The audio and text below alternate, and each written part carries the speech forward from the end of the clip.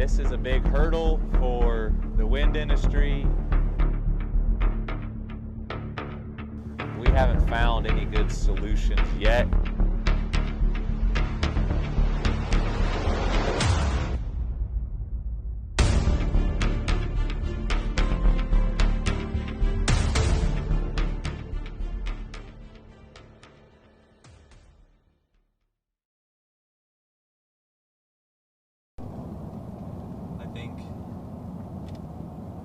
Everyone that I can see here has blades stacked underneath. But I'd like to we'll go down and see if we see any crane activity. We maybe should go further north too. That's where I went out yesterday. Out there. And so we're gonna go out and check out, what goes into upgrading these turbines and try to kind of quantify the amount of space it's going to take to dispose and where these blades are going to go, and then just kind of see what components are getting replaced. So just right out here, you can start to see we have blades piling up next to every turbine out here. So that's going to end up being over 2,000 blades are slated for disposal or recycle or landfill or whatever that may be. These blades are essentially hollow throughout. You can consider it's like a boat hole. It's pretty much solid fiberglass. And there's some cross members. I don't know this far out if there's any cross members, but definitely down blade at the thicker end, there's some members to give some structural rigidity. But you can hear even out here, it is just a little hole. A lot of flex. Look at that.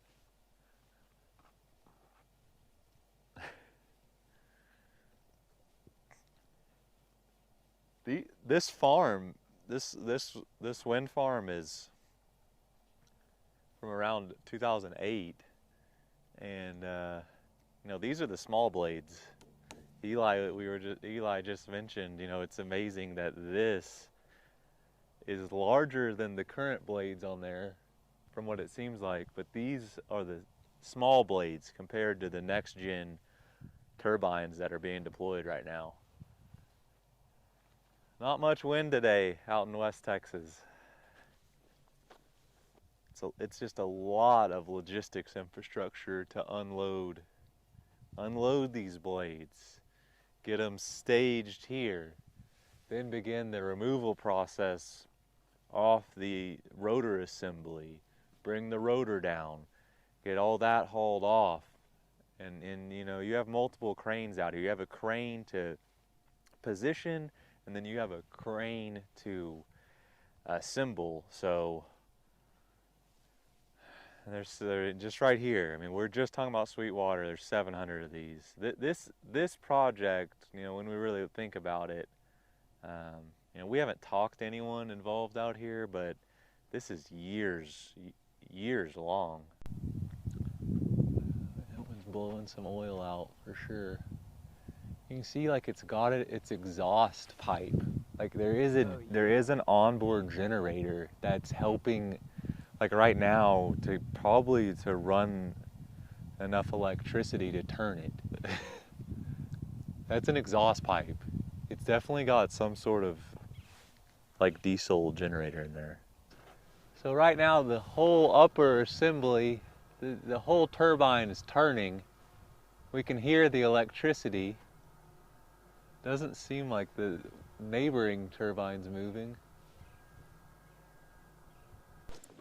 It's fully vinyl tarped. It's fully sealed, yeah. Oh, it's zipped? The repowered drivetrain. Okay. There you go. So new drivetrain, new rotor. And so this whole project is going to be GE.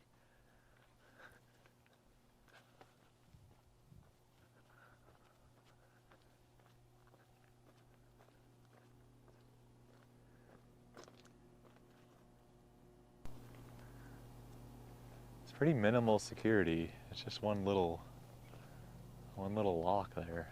Just tracking, you know, the transport of these blades.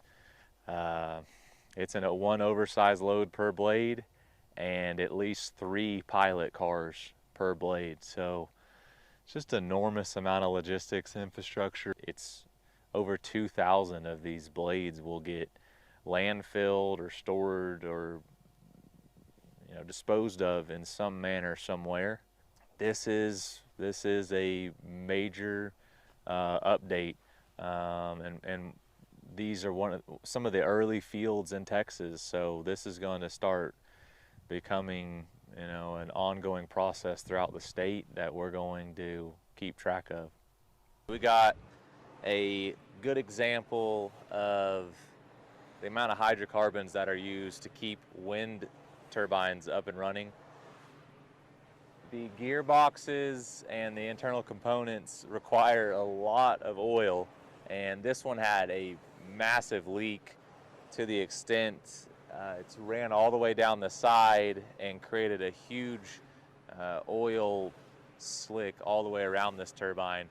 This doesn't happen extremely frequently. You'll see the uprights on the turbines sometimes are coated brown and it'll wear off after, you know, after a lot of light and rain exposure.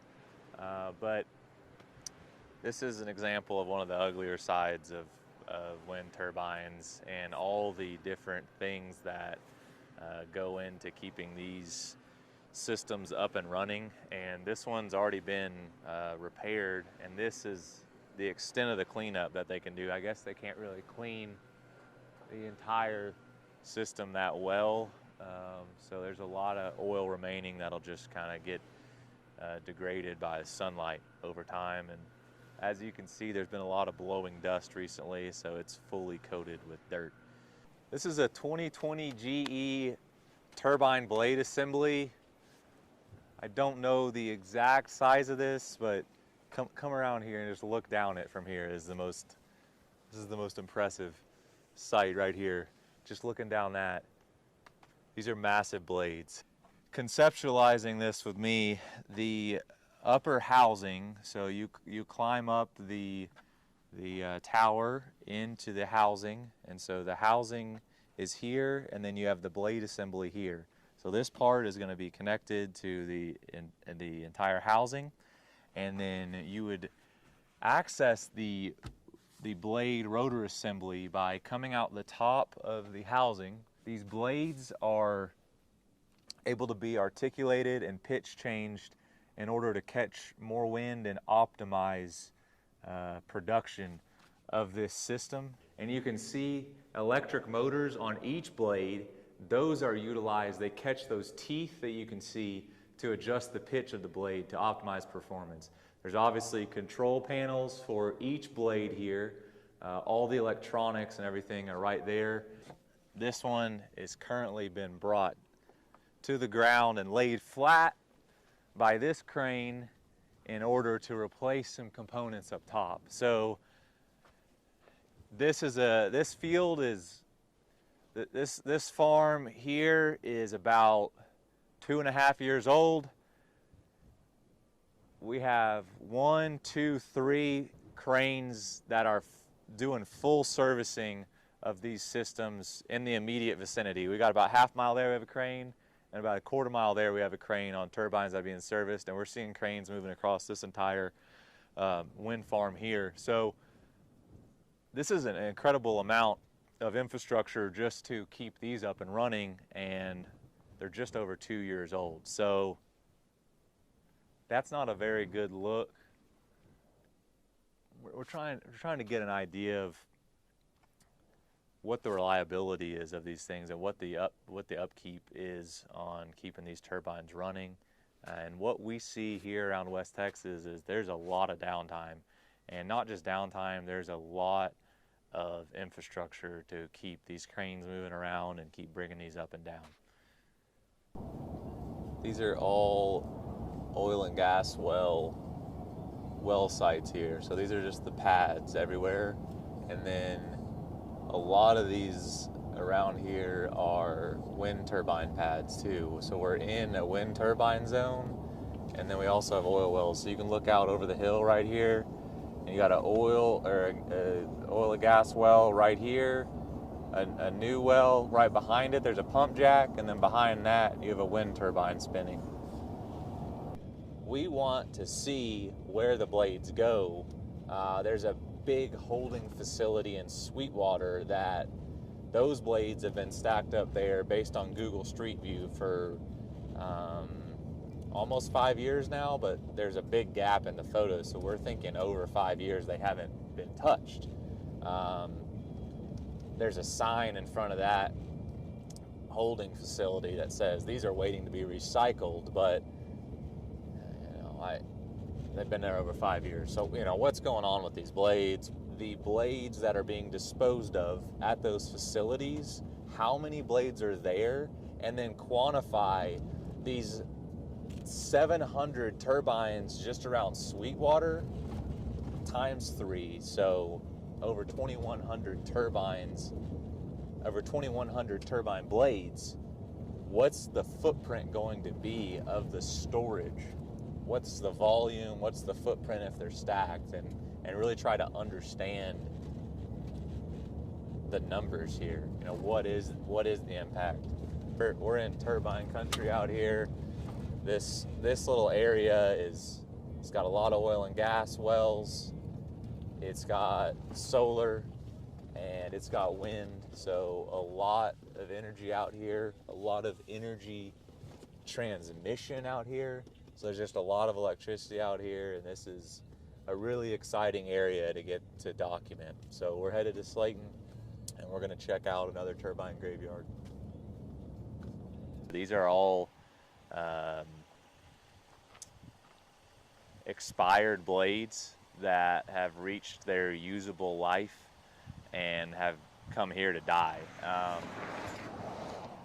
A lot of claims of recycling these blades, but we're not seeing any of it. These have been here for years, and you can see these are some of the end sections of the blades, and they've been cut in half. Some of them have been cut in half to increase stacking efficiency. Some out there have just been kind of chopped up and they're really decaying. And then you've got some of the bases of the blades right here that are structurally, they're just piled up because they can't really do much else with them. But these blades are, as you can see, they're made almost 100% out of fiberglass, so they're really non-recyclable and technically, could be hazardous in landfills. We're out hunting for what the solution is, what's going on with these blades. There's just in the localized area thousands of these blades being replaced within an hour of here right now, and we're just seeing a large amount of graveyards like this popping up. This is a large footprint. It's obviously an eyesore, and at the large scale, where are all these going? Are these getting buried in landfills, and what's going on with these? We were in Sweetwater today at another large graveyard just south of town, and we're gonna be checking out more of these graveyards. They're all over the place near these high density wind farm zones. So this is an example of kind of the tertiary impact of renewables, specifically wind. So you've got to replace the blades, the drivetrain, and the rotor, because these blades, they're fiberglass and they deteriorate over time. So this is a big hurdle for the wind industry, and we haven't found any good solutions yet, and we're going to keep hunting for them. But for now, We've got a big eyesore and a big problem at a large scale with disposing of these blades. I'm Ron Kendall. I'm Eli Rosen. We're independent filmmakers documenting the dynamics of energy in the state of Texas. We'll be exploring all forms of electricity generation and trying to uncover solutions that'll protect our planet and ourselves. Subscribe to Yucca Films to follow our exploration of energy in Texas.